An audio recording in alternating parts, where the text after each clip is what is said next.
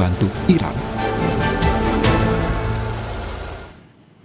Saling balas serang masih terjadi antara Iran dengan Amerika Serikat dan juga Israel. Sikap tegas dua negara adidaya, Rusia dan Tiongkok pun dinanti. Apakah mereka bisa menjadi juru damai atau kemudian berpihak pada Iran? Karena diketahui Rusia sempat menggelar latihan militer bersama dengan Iran. Kami akan bahas bersama dengan Dubes RI untuk Rusia maksud saya, periode 2008 hingga 2011. Hamid Awaludin, dan juga ada Dubes RI untuk Iran periode 2011 hingga 2016 ada Pak Dian Wirengjurit. Selamat pagi Bapak-bapak, Assalamualaikum.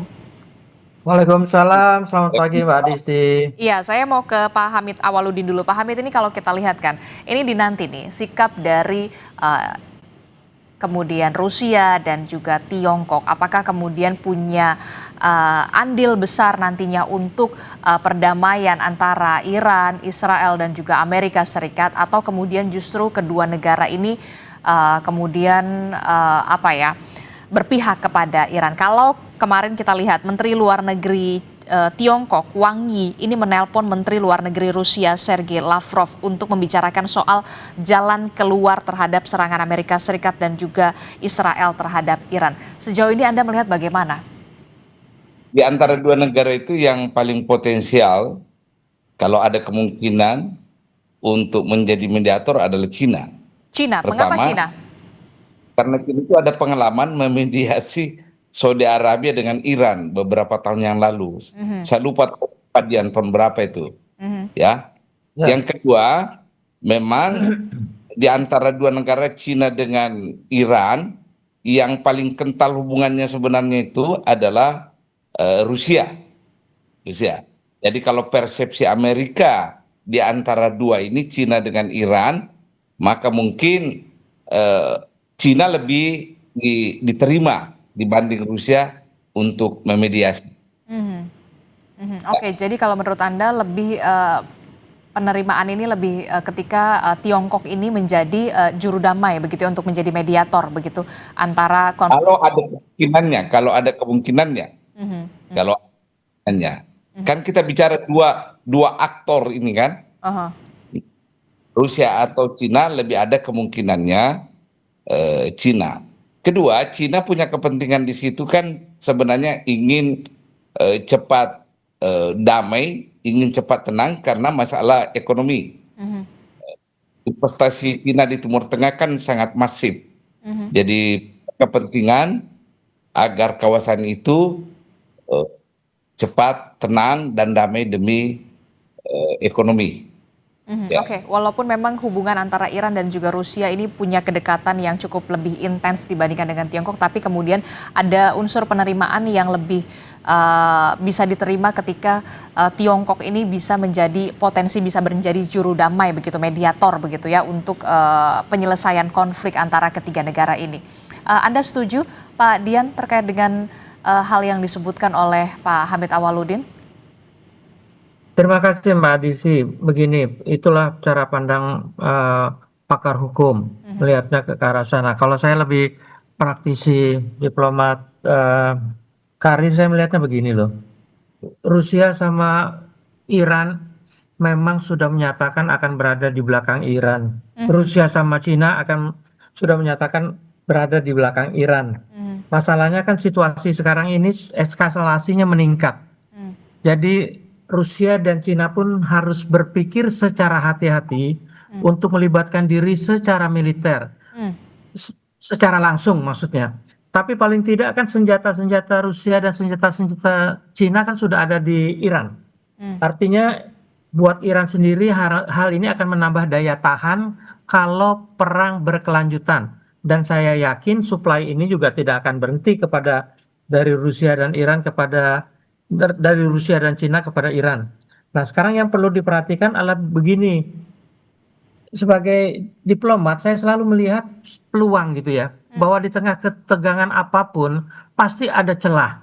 Nah, celah yang selama ini belum terlalu banyak diungkapkan itu adalah satu, bahwa yang namanya negara teluk itu, kalau perang ini berkelanjutan, mereka lah yang paling menderita.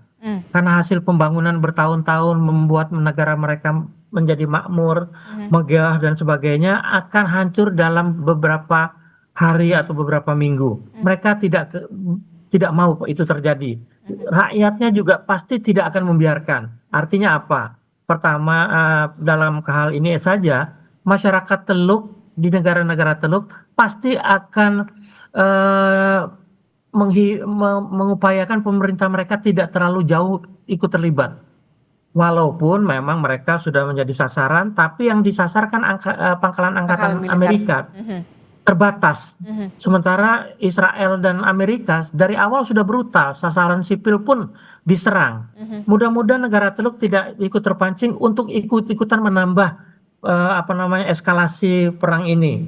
Nah, kedua yang tadi saya bilang yang dilupakan atau tidak diperhatikan bahwa PBB itu tidak diam. DKPBB itu jelas sekarang lagi berproses mengupayakan segala cara diplomatik untuk menyelesaikan.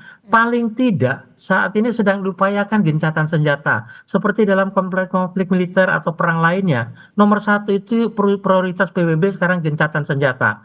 Nah, tolong diingat sekarang, PBB itu 5 anggota tetapnya itu terlibat perang. Sementara 2, Cina dan Rusia, berada di pihak Iran. Sementara saat ini Inggris dan Prancis pun sedang ada masalah dengan Amerika. Inggris sudah menyatakan pangkalan mereka di Laut India Diego Garcia itu tidak boleh digunakan. Bahkan diberitakan pangkalan Diego Garcia sudah dikembalikan ke Mauritius. Prancis juga sedang ada masalah dengan Amerika. Artinya apa? 4 anggota PBB tetap ini pasti akan berperan untuk meyakinkan Trump di PBB, untuk meyakinkan Amerika dalam hal ini di PBB. Nah, hal ini belum terlihat hasilnya memang, tapi mengingat perang juga, maaf tanda kutip baru 4 hari, hal ini diperkirakan akan membutuhkan waktu yang agak lebih lama, karena memang saat ini masing-masing pihak sedang gencar-gencarnya, sedang berusaha maksimal untuk mulai saling membalas lebih dari yang sebelumnya. Bahkan Trump menyebutkan aksi balas serang ini bisa berlangsung 4 minggu. 4 minggu kata Trump, tapi tolong diingat, sebagai siapapun yang paham tentang Trump, yang kita tahu sakit jiwa, apa yang dikatakan oleh Trump tidak bisa dipercaya. Yang katanya dia sedang berunding, yang katanya dia Israel sekarang bulan puasa pun, bulan suci Ramadan buat umat Islam pun tidak dipedulikan kok gitu loh. Jadi saya tidak terlalu percaya. Artinya apa? Mungkin saja Trump bilang 4-5 minggu, mungkin saja bisa berlanjut, tapi mungkin juga bisa lebih cepat karena sejalan dengan eskalasi perang, eskalasi peningkatan diplomasi juga berjalan gitu loh. Oke, berarti Anda melihat bahwa memang soal persenjataan begitu secara tidak langsung Iran kemudian di backup juga dengan Rusia dan juga Tiongkok, Pak Dian. Kalau itu sudah jelas karena sejak perang bulan Juni yang lalu itu kerjasama militer Iran dengan Rusia dan Cina kan sangat meningkat. Bahkan sejak itu pula persenjataan Cina dan Rusia sudah mulai dikirim.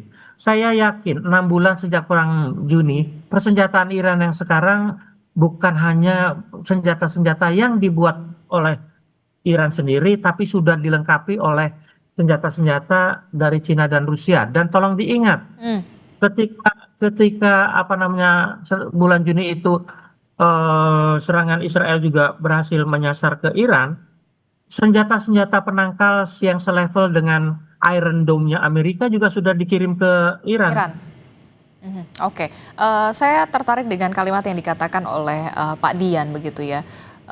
Tiongkok dan juga Rusia, walaupun memang dalam tanda kutip ya membackup soal persenjataan Iran, tapi kemudian ada sikap hati-hati yang kemudian dilakukan oleh 2 negara yakni Rusia dan juga Tiongkok dalam hal konflik yang terjadi saat ini, aksi serang balas antara Iran, Amerika Serikat dan juga Israel. Bagaimana Pak Hamid melihat ini begitu? Benarkah Rusia saat ini tengah bersikap cukup hati-hati untuk bisa terlibat langsung? Pertama ya, terlepas dari itu saya ingin katakan ya, Amerika harus hati-hati hadapi Iran. Jangan underestimate. Karena tanpa bantuan Rusia dengan Cina, itu Iran memiliki teknologi yang canggih tentang persenjataan. Kita dapat pelajaran beberapa waktu lalu ketika dia menyerang Israel kan. Israel itu kewalahan juga menghadapi. Itu pertama statement saya. Yang kedua, saya tidak yakin Amerika kalau perang ini berlangsung beberapa minggu kemudian, dia mampu bertahan. Amerika itu hanya bisa berperang dalam waktu jangka pendek. Kalau jangka panjangnya agak susah. Mengapa hanya jangka pendek? Ya, memang sejarahnya Amerika tidak pernah menang kalau perang jangka panjang. Sejak Perang Dunia Kedua, Vietnam, Korea, Afghanistan nggak pernah.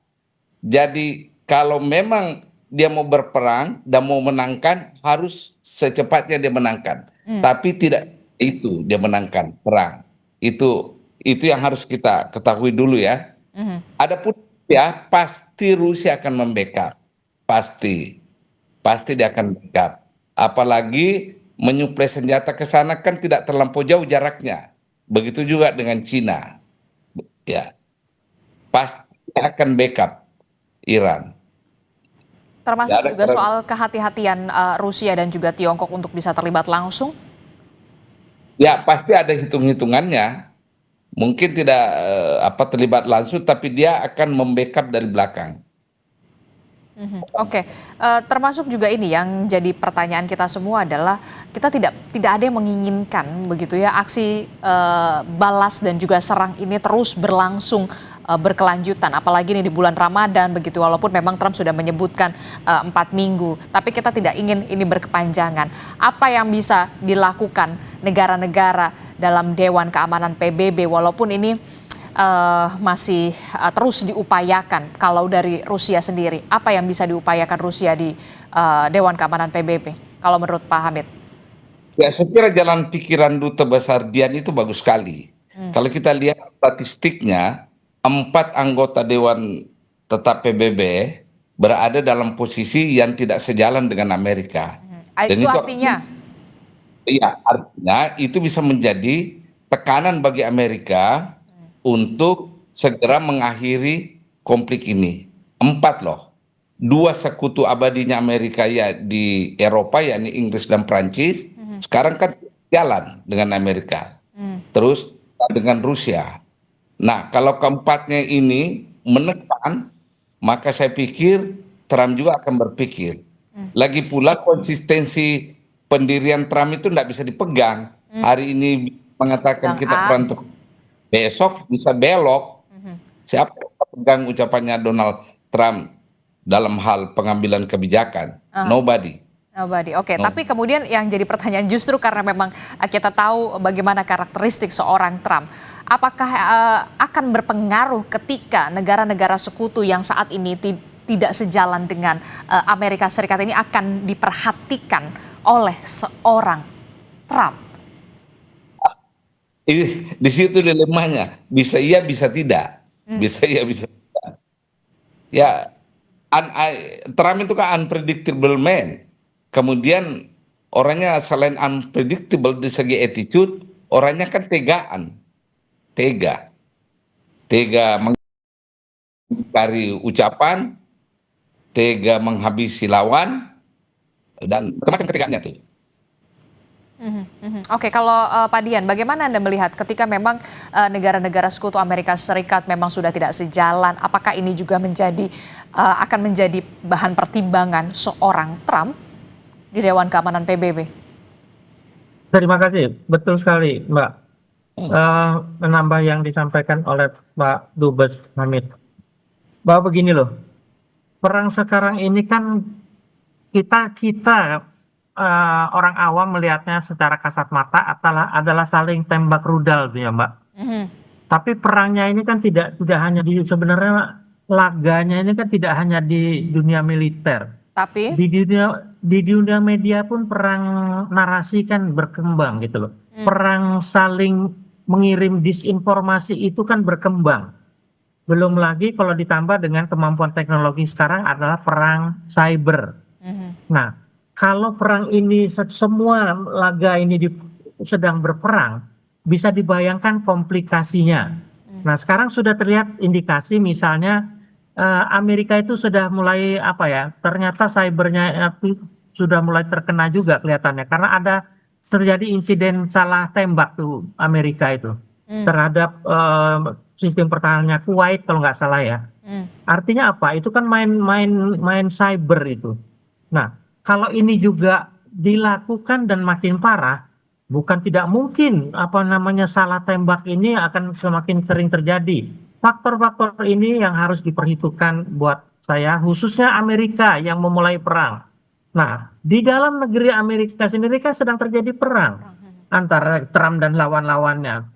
Artinya gini, Trump ini musuhnya ternyata kan bukan hanya Iran. Iran itu hanya digambarkan pada tataran dunia bahwa itulah ancaman terhadap eksistensial terhadap sekutunya, anteknya yang namanya Israel. Tapi di dalam negerinya sendiri kan dia dalam posisi rawan. Nah, itu tadi yang menyebabkan yang saya bilang tadi menyambung Pak Hamid, perang tidak akan lama karena Kongres Amerika semua apa namanya Parlemen Amerika juga kan nggak akan membiarkan negaranya dibawa ke medan yang mereka sendiri tidak setujui kok. Iya. Nah, Jadi buat apa ya? Jadi buat apa ikut-ikutan terlibat dalam perang yang sebenarnya juga dipertanyakan kepentingannya karena tadi disinggung Pak Dubes Hamid, cara pikir Trump ini kan memang ya namanya orang sakit jiwa. Bagaimana kita mau menduga yang bisa menghentikan ialah tekanan di dalam negeri. Tolong ingat perang Vietnam. Perang Vietnam itu berapa puluh tahun itu apakah berakhir dengan kemenangan salah satu pihak? Bukan. Amerika juga ditekan di dalam negeri, makanya oleh gelombang apa namanya waktu itu zamannya hippies kalau pernah dengar. Itu masyarakat di sana itu sangat anti perang Vietnam. Artinya semakin Amerika melanjutkan perang Vietnam, semakin berat tekanan terhadap presiden. Makanya mereka memutuskan mengakhiri perang Vietnam. Artinya apa? Konstituen dalam negeri itu sangat menentukan buat negara seperti Amerika. Dia tidak bisa sendirian apa presiden memutuskan begitu saja. Sekarang saya tadi sebutkan mungkin masih tahap awal. Berikutnya tidak akan lama karena tekanan dalam negeri tidak bisa diremehkan. Nah, faktor Rusia dan Cina kembali lagi. Investasi Cina khususnya yang memang fokus hubungannya dengan kawasan Timur Tengah adalah ekonomi. Itu kan investasinya sudah miliaran dolar sekarang di sana. Kerjasama pembeli utama minyak Iran dan Arab Saudi itu kan Iran. Loh, sekarang kalau negara itu menghentikan produksi minyaknya karena atau mengurangi atau apapun namanya, kan yang juga terkena dampaknya ya ekonomi Cina gitu loh. Jadi buat saya pihak-pihak yang berperang sendiri tidak mampu perang yang berlama-lama, pihak-pihak penting yang juga bisa memainkan perang juga sedang punya masalah, dan aliansi Amerika juga ternyata kan tidak utuh. Jadi perang tidak akan lama. Oke, kalau Anda mengatakan perang ini tidak akan lama, jadi berapa lama menurut Anda? Prediksi Anda, benarkah sampai 4 minggu atau kurang dari 4 minggu, Pak Dian? Mbak, begini, para psikolog, ahli kejiwaan pasti tahu yang namanya memprediksi kejiwaan itu tidak bisa precise, tidak bisa tepat, tidak bisa akurat. Apalagi meramalkan karena kunci dari semua masalah ini adalah orang yang namanya Trump. Yang kita tahu sakit jiwa.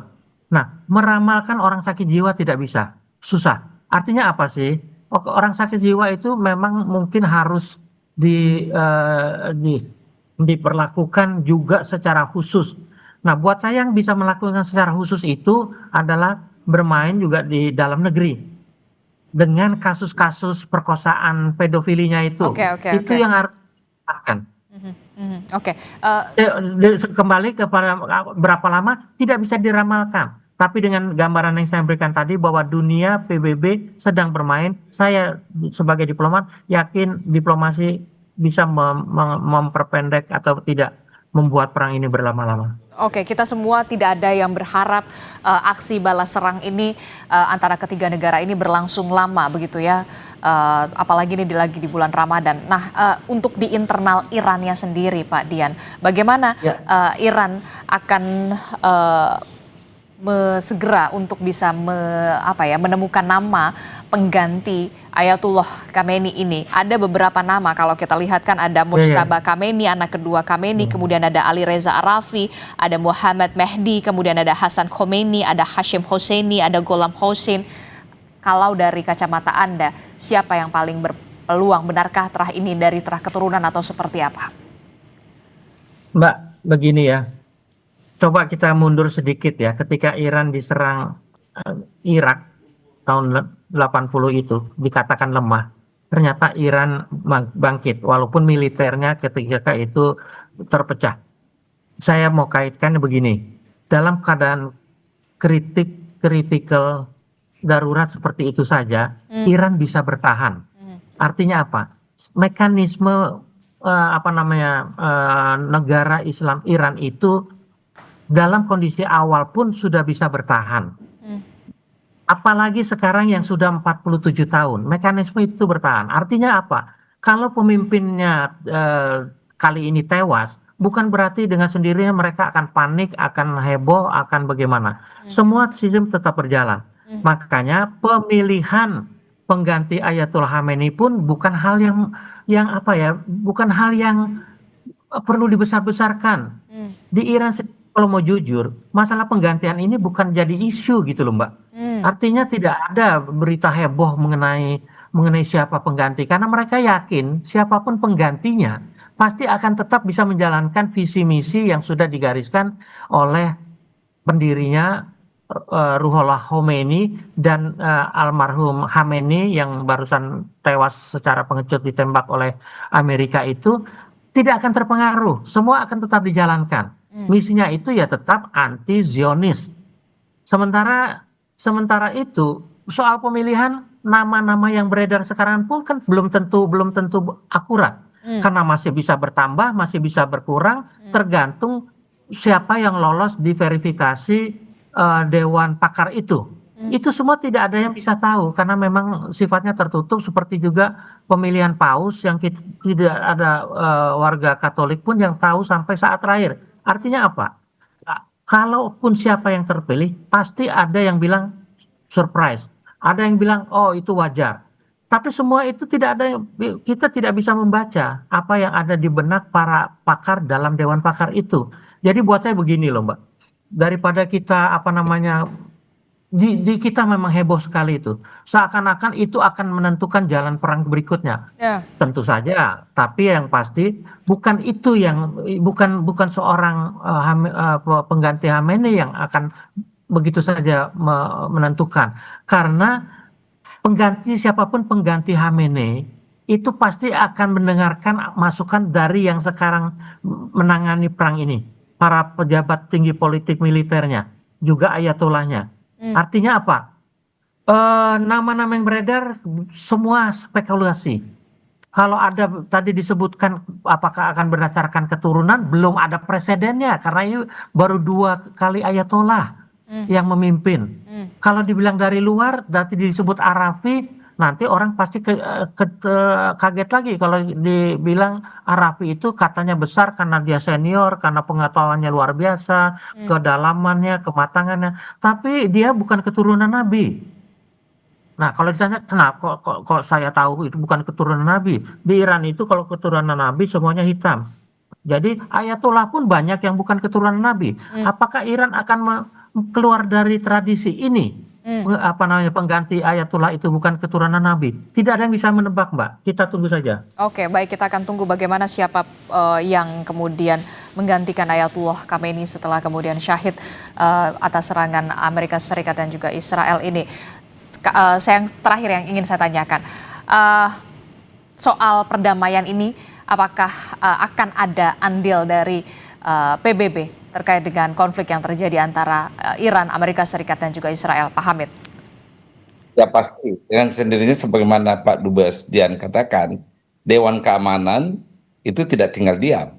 Dan kita harapkan memang PBB cepat untuk terjun, menengahi ini. Pasti ada PBB. Ya. Anda mungkin ingin juga mengatakan bagaimana dengan Indonesia, kan? Iya, pastinya. Saya tidak melihat kemungkinan itu ada. Saya tidak terus terang. Walaupun memang Presiden Prabowo Subianto menawarkan untuk menjadi mediator. Sebuah niat baik kita terima. Tapi implementasinya agak susah. Pertama, ada yang disebut political leverage, ya. Yang kedua, kalau orang mau menjadi mediator kan harus berada dalam posisi di tengah. Yeah. Dan kita Indonesia adalah posisi kita di Dewan Perdamaian itu. Ya agak susah bagi Iran untuk menerima itu, bahwa tapi sebagai sebuah niat baik, ya kita patut apresiasi ya. Sangat sah. Oke, Anda sepakat Pak Dian untuk penawaran Presiden Prabowo Subianto ini potensinya dirasa sulit? Sebelum itu PBB sedikit, begini. Apa yang dilakukan Trump dalam BOP, kalau mau jujur, BOP itu tujuan utamanya tidak sama sekali menyebut Palestina atau apapun. Tujuan utamanya adalah memajukan perdamaian. Namanya saja Badan Dewan Perdamaian. Tapi yang dilakukan oleh Trump terbukti bahwa ketuanya Dewan aja tukang perang gitu loh. Tukang bikin perang, bahkan pengecut gitu ya, menyerang duluan. Jadi BOP sudah tidak akan berfungsi. Pengertiannya begini, BOP dibentuk untuk mencari jalan penyelesaian masalah dunia di luar PBB.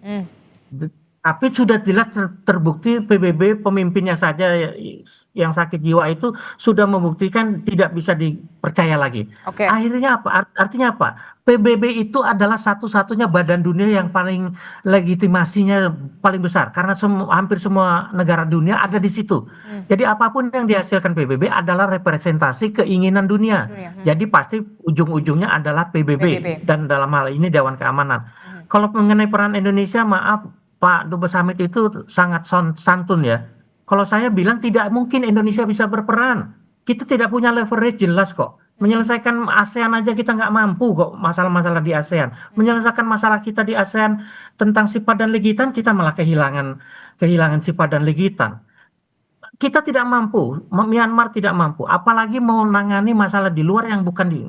Kalau soal maaf dengan segala hormat Presiden kita menawarkan diri, aduh saat ini nggak perlu menawarkan diri. Orang-orang yang negara-negara yang memang dipandang kredibel dan punya leverage sudah bekerja. Kalau cuma menawarkan diri, semua pemimpin negara menawarkan diri kan repot.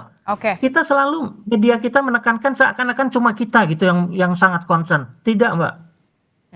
Semua negara menginginkan ada perdamaian dan tidak ada berkepanjangan antara aksi saling balas serang antara Amerika Serikat, Israel, dan juga kepada Iran. Terima kasih Dubes RI untuk Iran periode 2012 hingga 2016, Pak Dian Wirengjurit telah bergabung bersama kami, dan juga ada Dubes RI untuk Rusia periode 2008 hingga 2011, Pak Hamid Awaludin. Terima kasih Bapak-Bapak, Assalamualaikum, selamat pagi.